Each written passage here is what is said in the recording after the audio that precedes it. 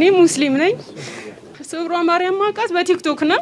ቲክቶኩን እያየሁ ያለ አረ ስውሯ ማርያም እስቲ ስውሯ የምትባዩ ምን አይነት ታምር ነሽ?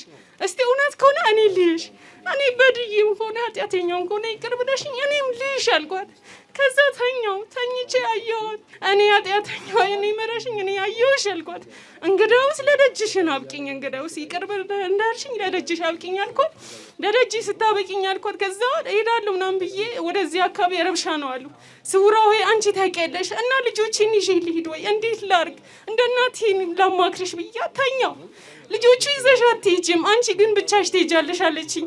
እንደዚሁ እንዳለችኝ ጠዋቱ ተነስቼ እንደዛው በህልሜና አየሁት። ጠዋት ተነስቼ በቃ ወደዚህ የጉዞ መኪና ላይ ተመዘገብኩ። መጣሁ። ስመጣ ጊዜ እኔ ደርሶ መልስ ነው የመሰለኝ። የ6 ወር ህፃን ልጅ ጥዬ ነው የመጣሁት። ከዛ በኋላ ይሄ ህፃን ልጅ እንዴት አደርጋለሁ? በቃ ደርሶ መልስ አይደለም አዳሪ ነው አለኝ። ለባለቤቴ ደውዬ አዳሪ ነው በቃ ፈጣሪ ያውቃል አለኝ። መጣሁ። ያ ህፃን ልጅ ከዚህ በፊት ድሮና የሚጫወት ነበር የተጫወተ ነበር።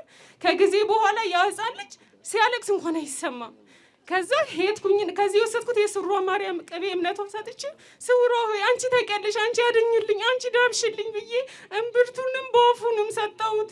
ልጅ ደህና ሆነልኝ። ልጅ ደግሞ የመጀመሪያ ልጅ ደግሞ ውጤቷ ዝቅተኛ ነበረ። በፊት ኬጂ ላይ ደረጃ ተማሪ ነበረች። ከዛ ውጤቷ ዝቅ አለ።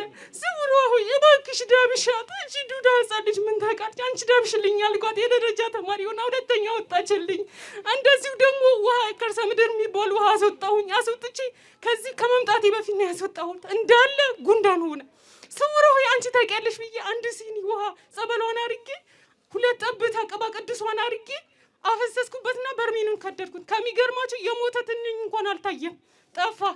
ስለዚህ ስራ አልነበረኝም ነበር። እኔ ያረገችልኝ ታምር እኔ እንጃ አላውቅም። ስራ አልነበረኝም ነበር፣ ስራ ሰጠችኝ። ዛሬ የመጣሁት ከሚገርማችሁ ቤተሰብ የቅርብ ቤተሰብ ሞቷል ብዬ ነው የመጣሁት። ስውሯ እሷ ታውቃለች። የእሷ ቃል ለመመስከር ስላለብኝ እና እሷ ምንም የሚሰና ነገር የለም። እኔ ቁጭ ብዬ ነው ማመስገን የምፈልግ።